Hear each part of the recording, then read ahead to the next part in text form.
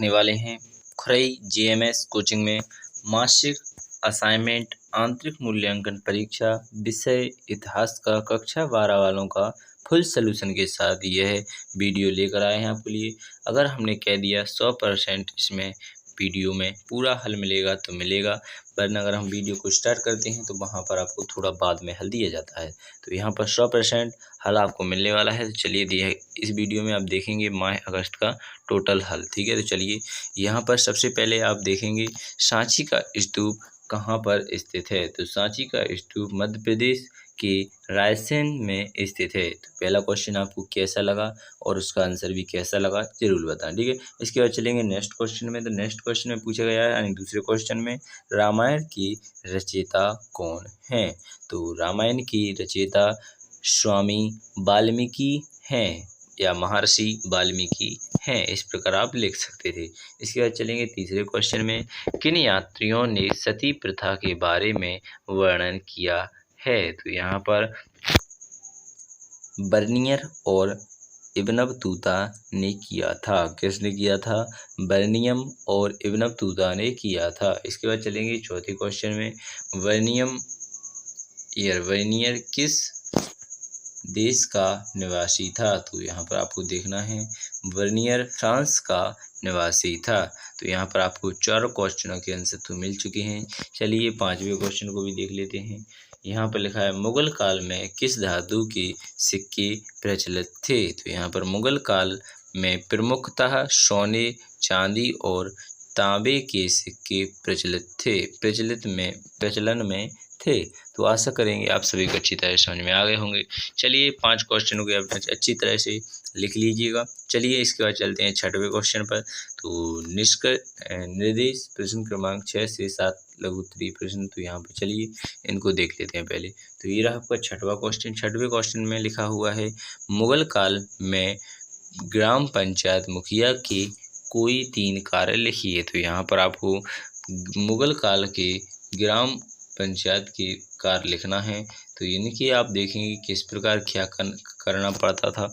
तो यहाँ पर ए रहा, यहाँ पर लिखा हुआ है ग्राम की प्रत्येक व्यवस्था के लिए ग्राम पंचायत उत्तरदायी होती थी। तो यहाँ पर गांव की रक्षा, प्रारंभिक शिक्षा, स्वास्थ्य, सफाई, सिंचाई, निर्माण कार्य, मनोरंजन, न्याय, जन सामान्य की नैतिक एवं धार्मिक उत्थान, ठीक है, उत्थान के कार्य आदि सभी कार्य ग्राम पंचायत द्वारा ही किए जाते थे। गांव की आय व्यय का हिसाब रखना मुखिया का एक प्रमुख कार्य था। इसके बाद वह पंचायत के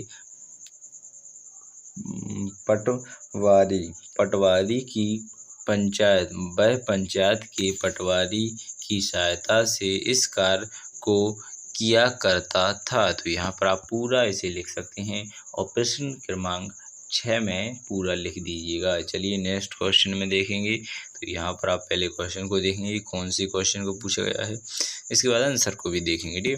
तो यहाँ पर 7वें नंबर पर लिखा हुआ है बौद्ध धर्म की 3 प्रमुख विशेषताएं लिखिए। तो यहाँ पर बौद्ध धर्म की आपको 3 विशेषताएं लिखनी हैं। तो ये रही आपकी बौद्ध धर्म की 3 प्रमुख विशेषताएं। तो यहाँ पर आप देखेंगे इसे। तो चलिए इसको पूरा तरह से देख लेते हैं। तो यहाँ पर 7वां क्वेश्चन बौद्ध धर्म की विशेषताएं। तो ये रहा आपका 7वां क्वेश्चन।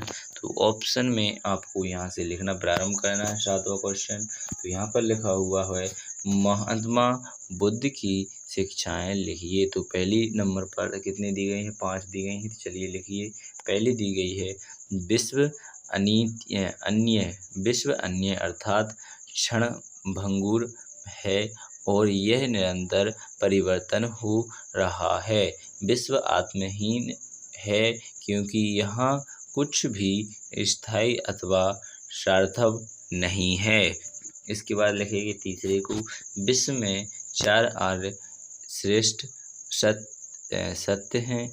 एक हैं दुख समुदाय, दुख निरोध और दुख निरोध मार्ग। महात्मा बुद्ध कठोर तपस्या के विरुद्ध विरुद्ध थे। महात्मा बुद्ध ने 10 शीलों के पालन पर बल दिया है। 10 शीलों के पालन पर बल दिया है। तो यहाँ पर आपने पांचों को अच्छी तरह लिख लिया है, तो इनको लिख लीजिएगा। ये रहा आपका 7वां क्वेश्चन का फुल हल के साथ सलूशन। चलिए नेक्स्ट क्वेश्चन अर्थात 8वें क्वेश्चन को देख लेते हैं क्या पूछा गया था। तो यहाँ पर आपको 8वें क्वेश्चन में लिखा हुआ है, निर्देश देख लीजिएगा। क्वेश्चन नंबर 8, कुल 6 अंक का सीमा है और 250 अंक शब्द में लिखना चाहिए। चलिए इसको लिखते हैं। भगवान महावीर की शिक्षाओं का विस्तृत वर्णन कीजिए, या फिर अथवा में लिखा हुआ है, इसे देख लीजिएगा। ठीक है, तो आपको हम महावीर स्वामी के बारे में बताने वाले हैं। तो चलिए इसका क्वेश्चन का भी आंसर आपको आगे बता देते हैं। तो ये रहा आपका 8वां क्वेश्चन। इसका आंसर आपको लिखना है, महावीर की शिक्षाओं का वर्णन। तो सारा संसार सजीव है, वर्धमान विश्व प्राणवान है। जैन धर्म की सबसे प्रमुख अवधारणा है। वर्तमान महावीर के अनुसार संपूर्ण विश्व में कुछ भी निर्जीव नहीं है। यह भगवान महावीर की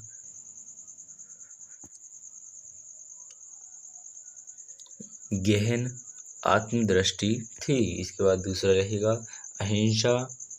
जैन धर्म की जीवों के प्रति इस अपार करुणा के भाव से समस्त भारतीय चिंतन को बहुत ही गहन रूप से प्रभावित किया है। तो यहाँ पर प्रभावित किया है। इस प्रकार आपने दूसरा पॉइंट भी लिख लिया है। चलिए तीसरे पॉइंट में लिखा है, जीवन चक्र का कर्म बाद। यहाँ पर जैन दर्शन के अनुसार जन्म और पूर्व जन्म का चक्र कर्मानुसार निर्धारित होता है। कर्मों के अनुरूप ही पुनः जन्म होता है। यहाँ पर लिखा हुआ है चौथा, तप आवागमन के बंधन से छूटकर पाने का एक ही मार्ग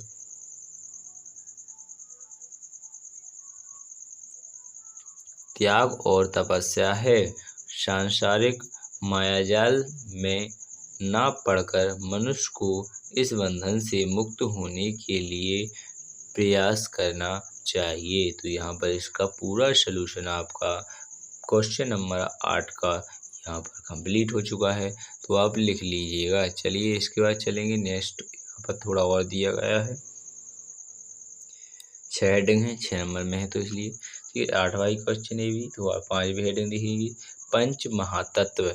जैन धर्म में 5 महाव्रतों का सिद्धांत दिया गया है। ये हैं अहिंसा, अमरसा, अस्तेय, अपरिग्रह, इंद्रिय निग्रह। इस प्रकार आप इनको लिख सकते हैं। चलेंगे इसके बाद 6वीं हेडिंग पर, वेदों में अविश्वास। वेदों में अविश्वास। जैन धर्म को मानने वाले वेदों को ईश्वरीय ज्ञान नहीं मानते थे। वे वेदों में मुक्ति हेतु दिए गए साधनों यज्ञ, जप, तप, भवन आदि को व्यर्थ समझते थे। तो यहाँ पर आपने सभी कुछ देख लिया है। तो चलिए बिना टाइम खराब किए क्वेश्चन नंबर 8 के बाद चलते हैं 9वें क्वेश्चन पर। तो ये रहा आपका 9वां क्वेश्चन। तो पहले नंबर पर चलिए, 8वां हो गया आपका। यहाँ पर ये रहा आपका 9वां क्वेश्चन। चलिए पहले से देख लेते हैं इसमें क्या पूछा जाएगा। तो यहाँ पर पूछा है, भारत के आर्थिक दशा का अल्वकनी द्वारा लिखित विस्तृत का मूल्यांकन कीजिए, या फिर अखबार वाला। तो यहाँ पर चलिए इसका आंसर देख लेते हैं 9वें का। तो यहाँ पर ये रहा आपका 9वां का आंसर, अल्वकनी का भारत का वर्णन। तो इसको आपको यहाँ पर कंप्लीट कर लेना है। तो जैसे पहले में लिखा है, महमूद के भारत आक्रमण के विनाशकारी प्रभाव अलमत लिखने लिखते हैं कि महमूद ने भारत की समुद्री समृद्धि समाप्त कर दी और इसकी क्रूर रूप से शोषण किया और लोगों को दंडित किया कि हिंदू धूल के कणों की तरह असंतुष्ट हो गई है। इसके बाद दूसरा, शैक्षिक केंद्र का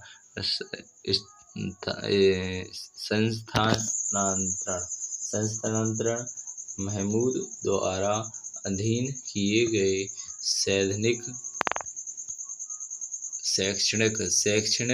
केंद्रों ने शिक्षा के विघटन को जन्म दिया।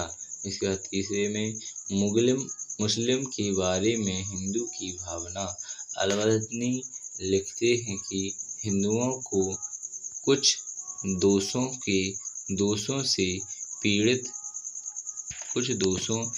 पीड़ित है, जैसे कि वे अन्य देशों में अलगाव में रहना चाहते हैं। इसके बाद चौथा रहेगा, राजनीति स्थिति। पूरे देश में छोटे राज्यों में विभाजित किया गया था, जो कभी कभी खुद के बीच झगड़ा करते थे। ये राज्य एक दूसरे से ईर्ष्या करते थे। तो इस प्रकार चौथा निपट जाता है। इसके बाद और भी देखेंगे आगे। तो यहाँ पर लिखा है सामाजिक प्रणाली, तो यहाँ पर इसको भी देख लीजिएगा। सामाजिक प्रणाली में जाति व्यवस्था प्रबल हुई और पृथक और अंतर की भावना मौजूद थी। शुरुआती विवाह बड़े पैमाने पर प्रचलित थे। माता पिता ने विवाह की व्यवस्था की। इसके बाद रहेगा छठवां, धर्म। ग्रामीण क्षेत्रों के हिंदुओं ने कई देवताओं और देवियों की पूजा की, लेकिन शिक्षित हिंदुओं ने ईश्वर को स्थायी स्वरूप और अंत में परे सभी शक्तिशाली, सर्वव्यापी और सर्वज्ञानी सभी चेतना जीव और पोषक देने वाले उनकी इच्छा पर काम करते हुए स्थायी मानते हैं। इसके बाद सातवां क्वेश्चन, कानून का नियम। दंड हिंदू परंपराओं और नैतिकता के आधार पर नरम तत्वों के अनुसार था। अन्य सभी लोगों को समान रूप से सम्मानित नहीं किया गया था। वह विभिन्न जातियों के लिए अलग था। ब्राह्मणों को मौत की सजा से छूट दी गई थी। तो इस प्रकार आप देख सकते हैं। यहाँ पर आठवां क्वेश्चन, सामाजिक परिस्थितियाँ। ठीक है, भारतीय समाज को फेंक दिया गया था। बाल विवाह जैसी कई बुरी प्रथाओं, विधवा विवाह की रोकथाम, सती और जोहर हिंदू समाज में मौजूद थी। तो इस प्रकार आपने 9वें क्वेश्चन का संपूर्ण हल यहाँ पर देख लिया है। तो आशा करेंगे आपको वीडियो पर थोड़ी बहुत पसंद आई हो तो लाइक कर दीजिएगा। अगर कुछ भी समझ में ना आया हो तो कमेंट बॉक्स में पूछ सकते हैं। चलिए, ज़्यादा से ज़्यादा बच्चों के लिए प्लीज़ आप इस वीडियो को शेयर करें, क्योंकि इसमें फुल सोल्यूशन आपके लिए आपने देख लिया है, मिल चुका है। तो सभी के लिए यह वीडियो शेयर करें ज़्यादा से ज़्यादा, तो आपकी अति कृपा होगी। चलिए, बिना टाइम खराब किए अगले वीडियो मिलेंगे, जहाँ पर और भी ऐसी इमेजिंग वीडियो आपके लिए लेते आएंगे। तो धन्यवाद। बिना टाइम खराब किए अगली वीडियो मिलेंगे। भारत माता की जय। जय हिंद, जय भारत।